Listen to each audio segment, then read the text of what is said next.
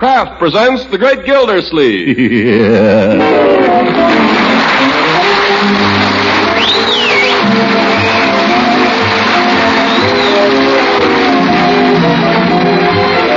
Kraft Cheese Company will also bring you the Kraft Music Hall every Thursday night. Present each week at this time Harold Peary as The Great Gildersleeve, written by John Wheaton and Sam Moore. We'll hear from The Great Gildersleeve in just a moment. But first, here's something of great importance discovered in a recent nationwide survey of typical American homemakers. The principal cause of food waste, this survey revealed, is food spoiling before it can be used up.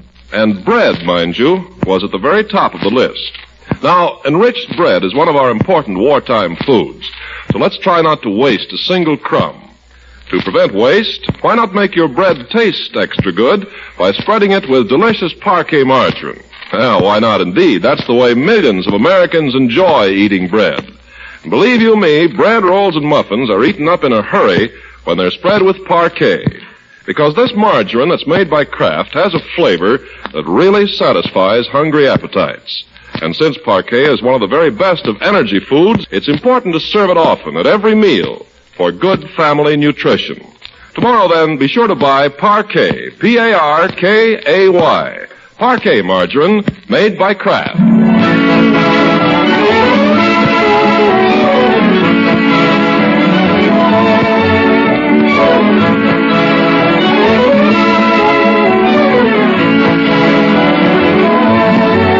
Now let's look in on the Great Gildersleeve, whom we find at home and at peace in the bosom of his family. Having just enjoyed a quiet dinner with his niece and nephew, Marjorie and Leroy, he pushes back his chair from the table and reaches in his vest pocket for an after-dinner cigar. Thought I had one. Cigar, Unc? I'll get you one. Well, thanks. Are we in your way here, Bertie? Oh, no, sir, Mr. Gildersleeve. Just sit still. I hope you don't mind if I clear away the dishes, though. I got a meeting tonight down at the church. What's the meeting about, Bertie? Religion and the post-war world. I'm supposed to bring the donuts. Here's your cigar, Unc. Shall I bite the end off for you? Oh, I'll attend to that myself, thank you. Match. I've got one. Oh, thanks. No, I'll light it for you. Well, such service. You got it? Yeah, I've got it. You sure it's lit? Oh, it's lit. I could light it again. I've got another match. This is quite sufficient, thank you. Are you enjoying it? Leroy, what's come over you? Now, Marjorie, let's be thankful for small favors and ask not whence they come.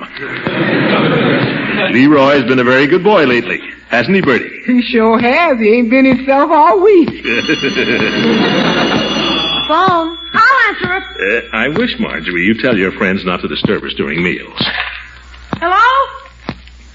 Yeah, this is Leroy. Who's this? Oh. Hello, Miss Goodwin. Miss Goodwin? Yeah, he's here. Just a minute, please.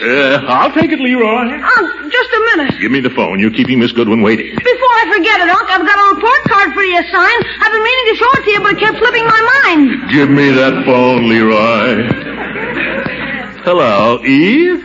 Oh, how are you? Well, it's been weeks. Leroy? Uh-oh. You stick around, young man. Excuse me, Eve. Why, yes, I'd like very much to talk about him. I'll come to school with him Monday. No, I'll tell you. Why don't you come to dinner tomorrow night? Could you do that? Fine. About 7. And we'll have a nice long talk. Goodbye. In the meantime, I'm going to have a nice long talk. Leroy, you come back here. I'm not going anywhere, Unc. You bet you're not. You come into the dining room. Is there something you want? No, young man. It slipped my mind, Unc, honest. What did? What slipped your mind? The report card. I forgot to show it to you. Where is this report card? I've got it right here in my pants pocket. Let's have a look at it. Yes, sir. It's stuck. I can't seem to get it out. Perhaps I can help you. Oh, no, I've got it. There. Report card. Leroy. Well, the teacher doesn't like me, Unc. I don't blame her. Besides, I've heard that before. What did he get, Uncle Mort? Never you mind. Never mind. You keep out of this, young man. Yes, sir. How long have you had this report? 3 weeks. 3 weeks? I didn't want to spoil your Christmas. You mean you didn't want to spoil your Christmas? Leroy, this is a very serious matter. Yes, sir. How could you deliberately deceive me that way after all I've done for you? I forgot, Unc. You did not forget. Now, don't keep saying that. Yes, sir. Excuse me, Mr. Gildersleeve. If you don't mind, I'll run along now and leave the dishes till later. Just a minute, Bertie. Yes, sir? Bertie, what would you think of a boy who would deliberately hide a report card from his uncle? Oh, no, I don't think Leroy would do a thing like that. He probably just forgot. That's right, I forgot. Quiet, you. Bertie, when we want your opinion, we'll ask for it. Excuse me, I thought you did. Well, I'll be going now. By George, Leroy, I don't know what I'm going to do with you. It seems to me you just go from bad to worse. Yes, sir. You won't study, you have no manners, you won't brush your hair. You think he might clean his nails before he comes to the table, too? Oh, yeah? Let's see yours. I dare you. There, yeah. Well, they'd look a lot better with that red stuff on them. All right, how about that note from the teacher you didn't deliver? All right, how about the time you and Wally took the car out without permission? Stop it, both of you. I'm not interested in any tales told out of school. If anything I abhor, it's a tattletale. I refuse to listen to anything of the sort. What's this about taking the car out, Marjorie? Aren't you going to ask him about the teacher's note? I'm asking you about the car. All right, Leroy, what about the note? I lost it. That's not true. I found it when... snooping in wastebaskets, hey? Now, just a minute, you two. Leroy, what was in that note? How should I know? It was addressed to you. What was in the note? It said, where's the report card? Young man, do you know what happens to people who tamper with the mails? They go to the penitentiary. Oh, gosh, I didn't... They go there for 5, 10, 15 years, maybe life. Gosh. I'm having a talk with your principal about you tomorrow. I'll suspend sentence till I get the facts from her.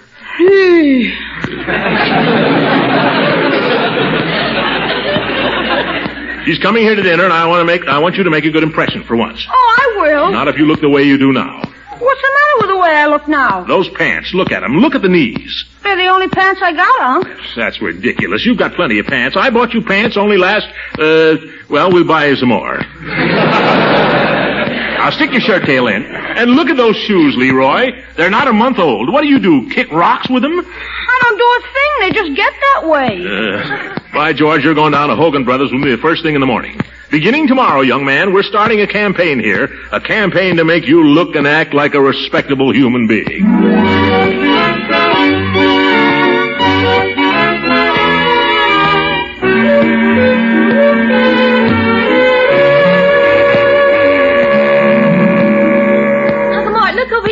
It's the cutest suit for Leroy. Oh, my gosh. Oh, where is it, my dear? Over here on this model.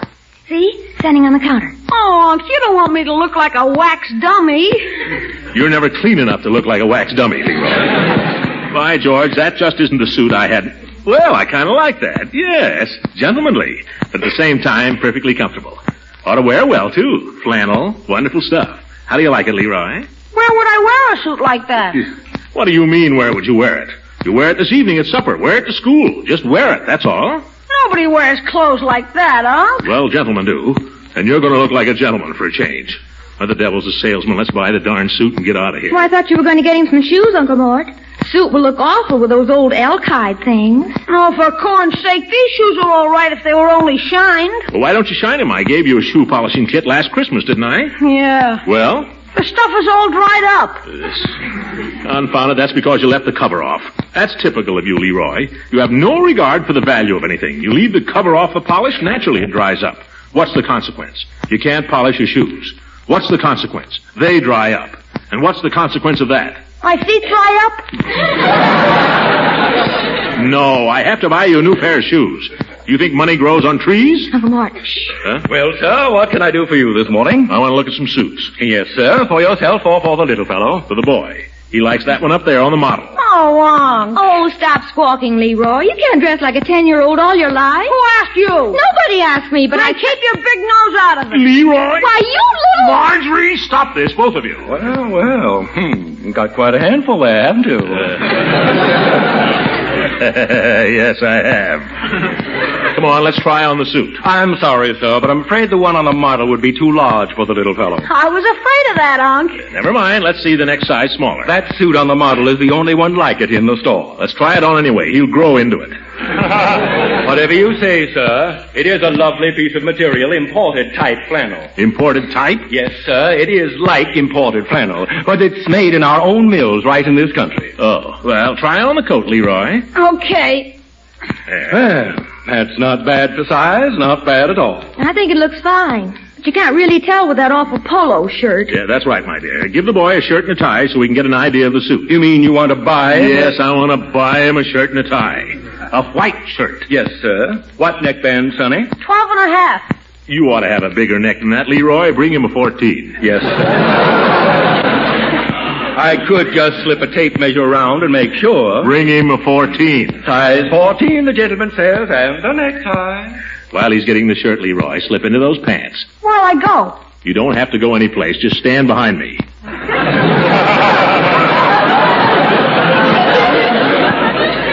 Gosh, you want me to feel like a shoplifter? Don't be ridiculous. Get into those pants. Well, make Marge turn around. Oh, Leroy. Uncle Mort, do you think while we're here I might look at a few blouses? Are you thinking in terms of your allowance, my dear? Oh, yes. That is my February allowance. Oh, well, all right. But make it snappy. I'll be right back. Yes, sir, here's the shirt and tie. What happened to the little fellow? Oh. Here I am. Now put these on, Leroy. Okay. Bring him a pair of shoes, too. Yes, sir. Got a shoe stamp? No, not with me, but I got plenty of them at home. I'm sorry. Hogan Brothers cooperate 100% with the OPA. I want the boy to try on a pair of shoes. If they're any good, I'll send them down with the stamps this afternoon. Yes, sir. And I'll thank you not to question my patriotism. What size shoes, Leroy? 4. Feet will be growing soon. Bring him 5. Yes, sir. Black Oxfords. Yes, sir. Will you tie the tie for me, Unc? Yeah, give it to me. Now, hold still. Hold your head up, Leroy. I can't see through your skull. Okay. When I was your age, I could tie a bow tie and a 4-in-hand.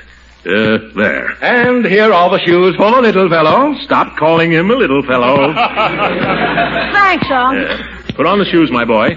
How much will all this be? Well, let me see. It will be 13, 50, shirt, $1.10, $75, shoe, 55, that'll be 21, 25, 21.86.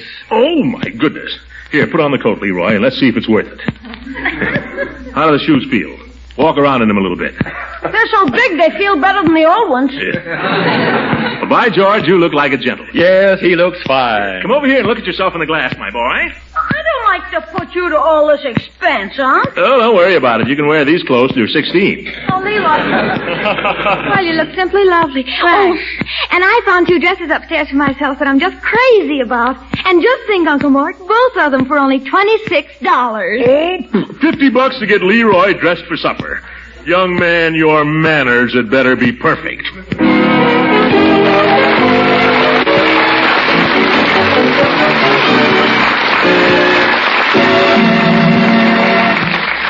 Great Gildersleeve will be with us again in just a few seconds.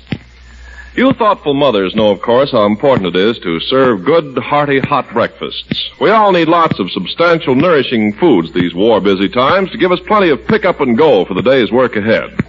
And that's why Parquet margarine deserves such an important place on your breakfast table and at every other meal.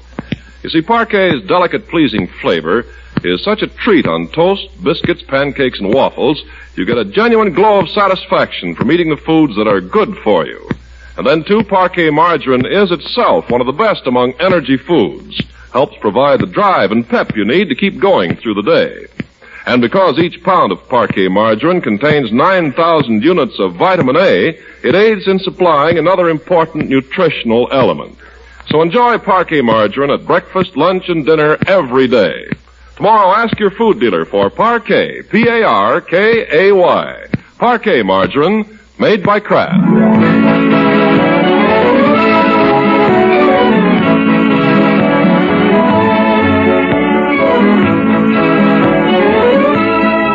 Now let's get back to the Great Gildersleeve. It's Saturday evening and a very uncomfortable one for Leroy, for the principal of his school has come to dinner. But somehow he's lived through it, and now everyone has repaired to the living room, where Leroy has been called upon to perform for Miss Goodwin.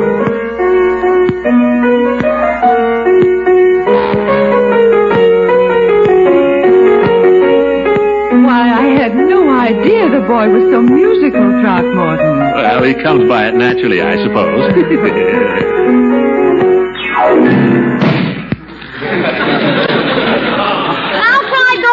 Oh, play something else. Please do. He can't. That's the only piece he knows. Oh, yeah? Leroy! Leroy! Past your bedtime now, son, I'm afraid. Say goodnight to Miss Goodwin. So soon? Yeah, I have to get up and get plenty of sleep so I can get up early tomorrow and study. Don't overdo it, Leroy. Good night, Miss Goodwin. Good night, Leroy. Leroy. Ah. Good night, sister dear. Oh, for goodness sake. Great chums, these children. Good night, Uncle Mort. Good night, Leroy. Are you kidding? Leroy!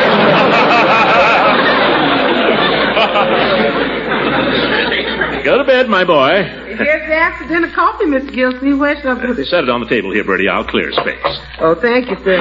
I'm afraid I'm going to have to ask you to help me get down them Demitasse cups. We ain't used them in so long. They're on the top shelf. That's all right, Bertie. Miss Goodwin won't object to a regular-sized cup, I'm sure. Oh, not at all. After all, we're just home folks here. Them little ones ain't big enough to put in your eye anyway. I like a man-sized cup myself. Bertie's a jewel. You're very lucky to have her. Well, Uncle Mort, I guess I'd better be going, too. What? Not to bed on a Saturday night? No, I thought I'd go down to the public library for a while and read. Huh? Good night, Miss Goodwin. It was so nice you could come over. Good night, Marjorie. It was so good to see you again. Good night, Unky darling. Good night.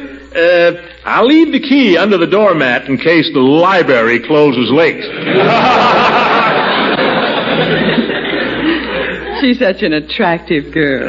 I don't know, though. She's been getting out of hand a little too lately. But it's the other one I'm worried about, Leroy. Oh, I don't really think you need worry about Leroy. Leroy, I mean. It's just that he's going through that difficult age. How long does it last?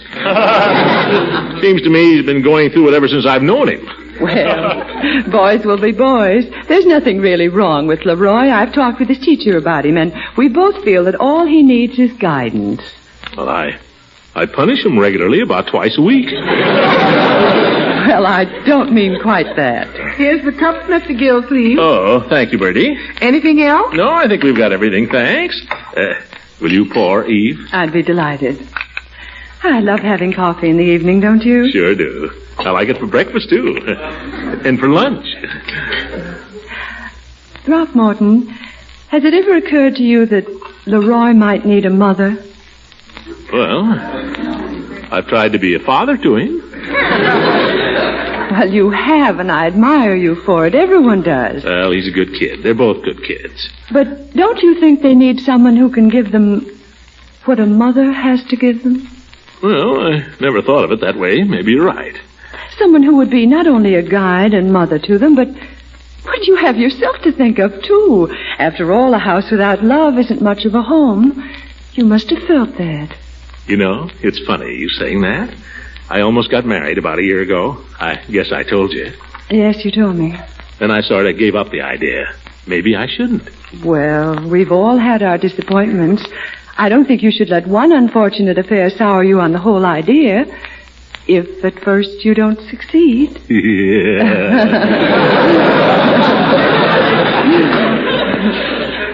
Eve, you're wonderful. You don't know what you've done for me this evening. You've made up my mind for me. Well, have I, Throckmorton? For months now, I've been this way and that. Should I or shouldn't I? I know I have, too. But when you bring up the children, that settles it.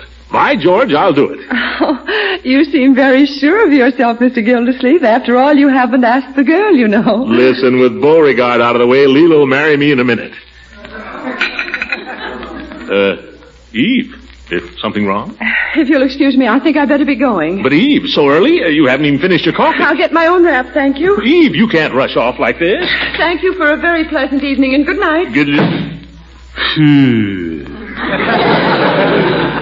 Miss Goodwin ain't left already. Mr. Gildersleeve, what's wrong? You're a woman, Bertie. You tell me. Now, where you going? I'm going out and take a walk for myself.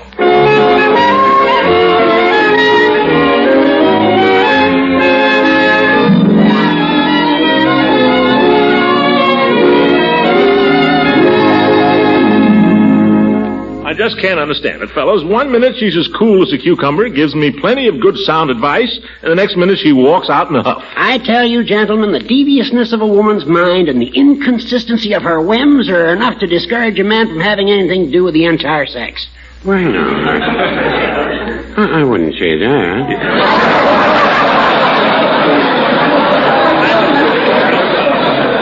Peavy? Do you mean to tell me Mrs. Peavy never has any whims? Well, I wouldn't say that either. But when you've been married as long as I have, you begin to notice that the same old whims keep coming up. And if you're smart... If you're smart, you wouldn't be married. Well, Judge, why so bitter? I'm not being bitter, Gildy. I'm simply facing facts. Well, Judge, people have been getting married now for quite some time. There must be something in it. Oh, don't misunderstand me. I have nothing against marriage. I'm all in favor of it. For other people. Yeah, for other people. Now, our friend Gildersleeve here has obligations. He has children. A man in his position ought to get married. That's the judge, always thinking of others. Besides, I think marriage would be a great thing for Gildersleeve. Might make him less ornery, huh, Peavy? Well, I wouldn't want to guarantee that. Just think, Gildy, you'd come home at night, there'd be the little woman waiting for you in a pretty little apron, and Leroy all scrubbed and brushed and smiling. I can see it now. I can't. After dinner, you wouldn't have to spend your evening hanging around drugstores talking to old goats like me and Peavy. No, you could settle down to a nice, dull game of dominoes. Now, there you're wrong, Judge. It just so happens that the lady I have in mind can't stand dominoes. You can say what you please, but the more I think of it, the better I like it. Let me ask you, Gildersleeve, have you any reason to think the lady of your choice would have you, even if you ask her? She'll have me, don't worry. That's one thing about her. She may have her faults, but at least I know where I stand with her. One other thing, you haven't told us yet who the lady is. Wouldn't you like to know? Well, I always said it was a pity you didn't marry Leela. Of course, I didn't mean it. I still have some hopes in that direction myself. But if you found someone else... I thought you said marriage was not for you. Well, don't believe everything you hear. Well, I guess I'll be toddling along. I've got business to attend to. Say, Peavy, come here a minute. Yes? You know what I think? If you just ask me... What are you two whispering about over there? Don't you...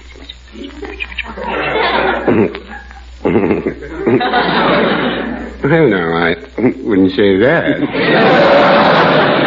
Come on, what are you two talking about? Well, Mr. Gildersleeve, there's one thing we'd like to know. What's that? Has the lady in question met Leroy? Well, she knows what she's getting into, don't worry. And she's still willing to marry you? Then I'd say it was a perfect match, wouldn't you, Peavy? I'd say it was ordained in heaven. Good luck, Mr. Gildersleeve. I don't need luck, Peavy. This is in the bag.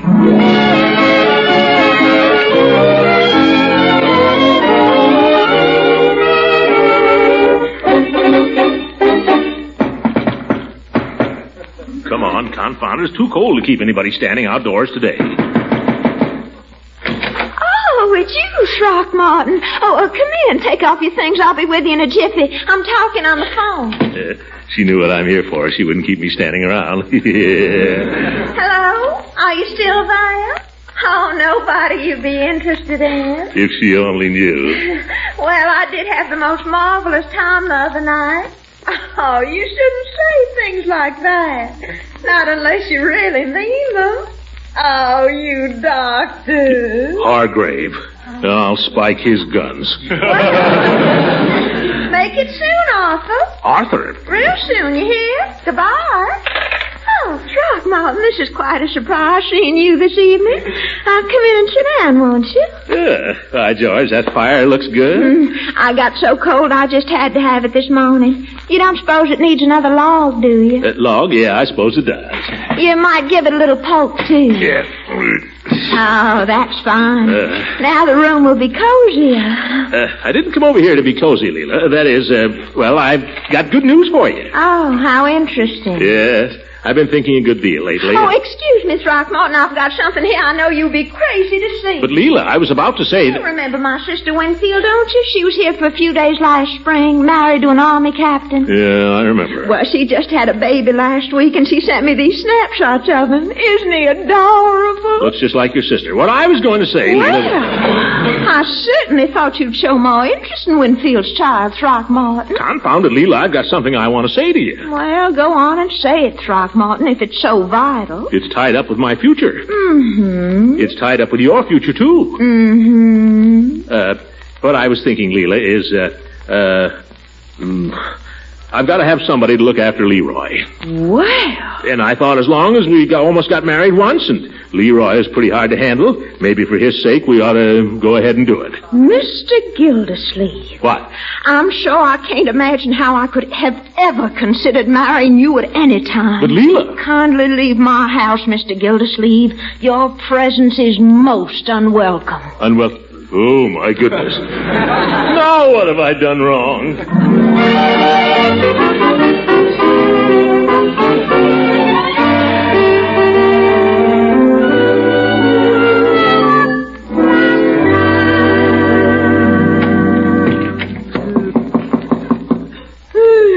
Who's that? It's me, Leroy. Were you asleep, my boy? Well, I hadn't been asleep very long. Oh, I see. I just thought I'd say goodnight. Okay, good night, Unc. If I ever seem a little harsh with you, my boy, don't hold it against me. I get worried about you every once in a while. About me? Mm-hmm. I get to thinking maybe I haven't looked after you carefully enough. Don't worry about that. You look after me plenty. Well, I want you to feel free to come to me with any problems that are bothering you. I will if I get any. Come and talk to me the way a boy might talk to his mother. Okay. You don't think you need a mother particularly, do you? You mean right now? Yes. Unc, you're not going to go and... No. That is, well, there's nothing very immediate anyway. I'm glad to hear that. Yeah, I think we're doing pretty well. The way we are, you're a pretty good boy. Okay, let's not bring in any outsiders. I won't. Well, good night, Leroy. You can go back to sleep now. Back to sleep? Oh yeah. Say, Unc, as long as you're here, how about signing my report card before I forget it? Oh, yes. It's right there on the dresser. All right. Signature, parent, or guardian. Yes. Throckmorton P, Gildersleeve. There. Thanks a million, Unc. Good night. Good night, my boy. Sweet dreams. By the way, Leroy, the next time you're reading in bed and you hear me coming, don't turn out the light. It works better if you pretend you fell asleep with the light on. What? Yeah. Good night. Gosh, what a character.